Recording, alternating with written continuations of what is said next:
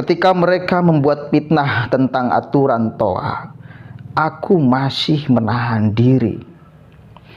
Tapi ketika mereka bermain-main dengan sholat yang sakral, aku benar-benar takut. Kalau kita melihat tulisan Gusmus yang begitu tulus menuliskan seperti ini baru menyeramkan. Dan ini kan penyimpangan kebenaran pada akhirnya. Penyelewengan kebenaran pada akhirnya, penyelewengan kesalahan pada akhirnya. Yang salah siapa, yang benar siapa, yang disalahkan siapa, yang dibenarkan siapa. Jadi sudah sangat ngawur.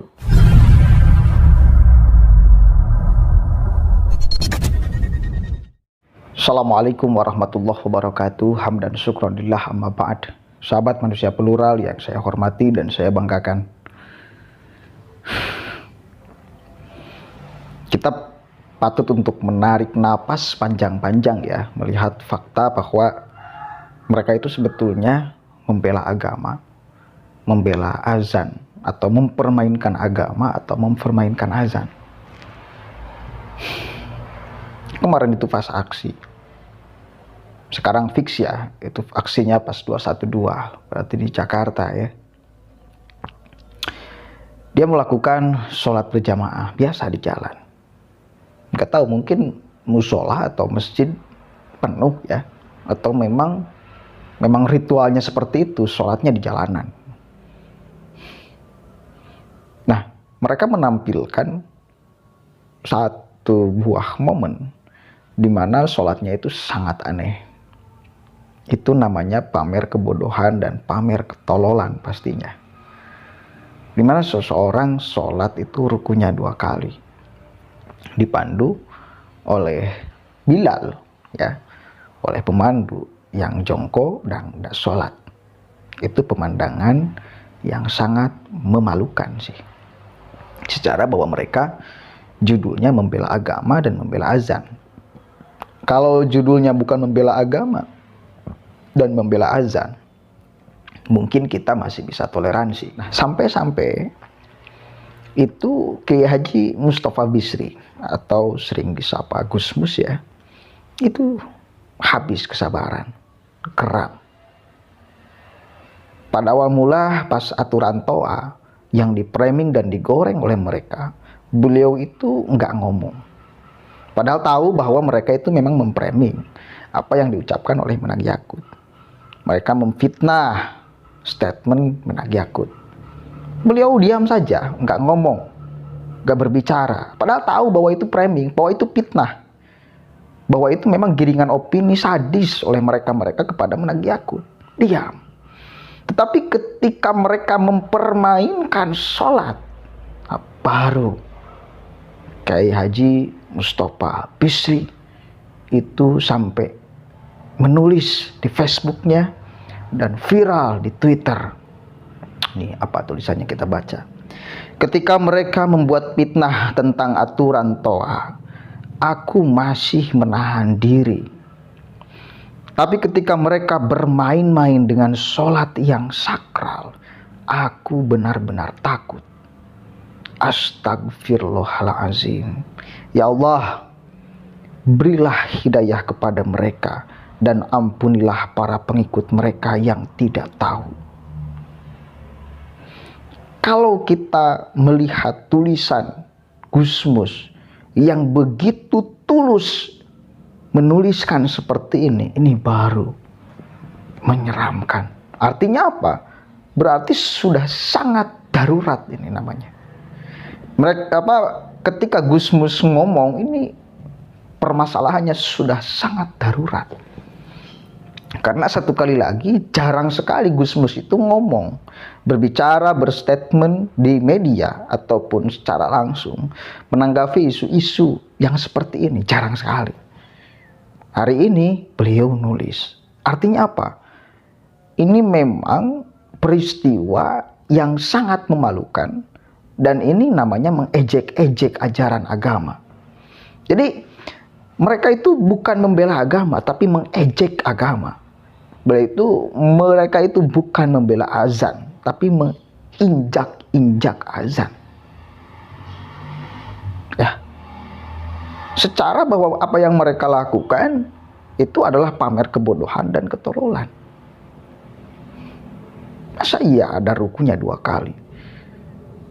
Dan dia itu ya kayaknya bukan yang peserta yang biasa gitu loh. Kalau kita melihat wong sholatnya juga di atas mobil komando,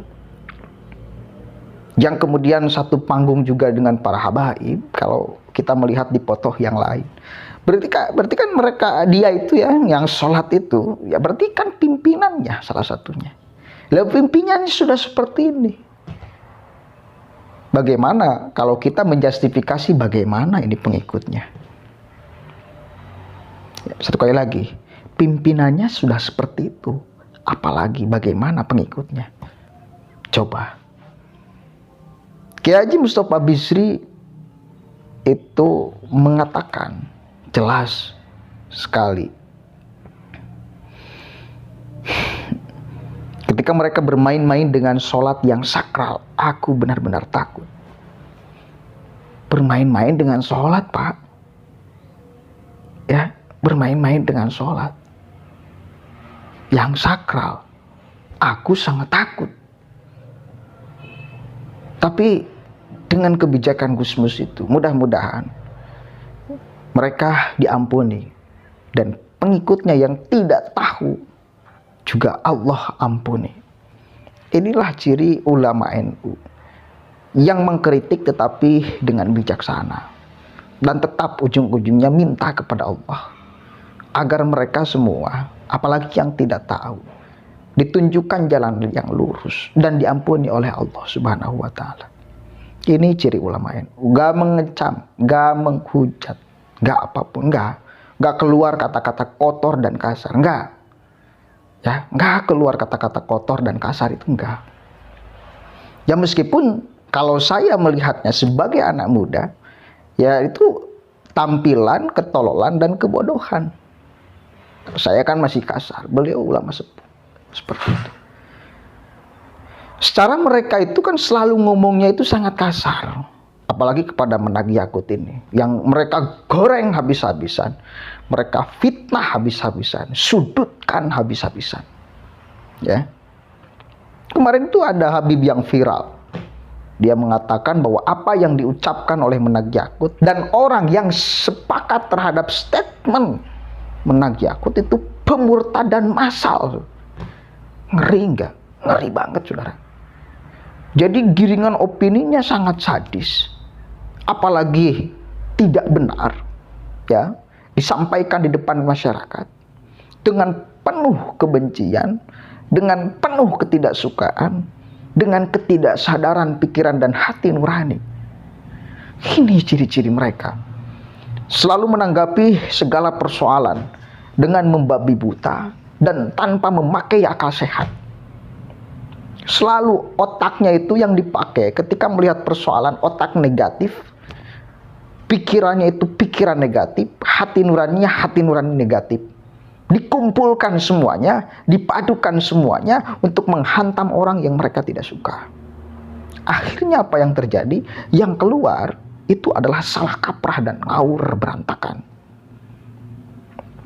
Seperti yang dikatakan oleh Habib itu di depan jamaahnya, pemurtadan massal. Masa iya?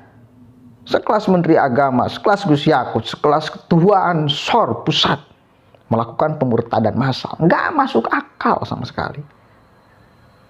Sugik Nurarja kemarin, dia mengkombinasikan antara azan dengan gonggongan anjing. Yang jelas itu adalah penistaan agama. Itu yang jelas penistaan azan. Dan mereka tidak ngomong sedikit pun tentang apa yang diucapkan oleh Sugik Nur. Nah, ini kan penyimpangan kebenaran pada akhirnya. Penyelewengan kebenaran pada akhirnya, penyelewengan kesalahan pada akhirnya. Yang salah siapa, yang benar siapa, yang disalahkan siapa, yang dibenarkan siapa. Jadi sudah sangat ngawur. Jelas tujuan mereka. Pada akhirnya terang benderang. Allah menunjukkan jati diri mereka yang sebenarnya. Masyarakat sudah akan menilai jelas sekarang apa sebetulnya yang ingin mereka capai. Ya, Apalagi segala sesuatu dikaitkan sama Presiden Jokowi, mundur aja, Pak. Segala dikaitkan ke sana. Persoalan Bang Yakut dihubungkan ke Jokowi. Apa masalahnya? Ya, mungkin itu saja yang bisa saya sampaikan. Keprihatinan kita semua melihat cara sholat mereka, entah ajaran dari mana itu ya. Mudah-mudahan mereka cepat disadarkan. Dan yang tidak tahu tetap cepat diberikan jalan kebenaran oleh Allah Subhanahu wa taala. Wallahul muwaffiq ila aqwamit thoriq, wallahu a'lam bishawab. Assalamualaikum warahmatullahi wabarakatuh.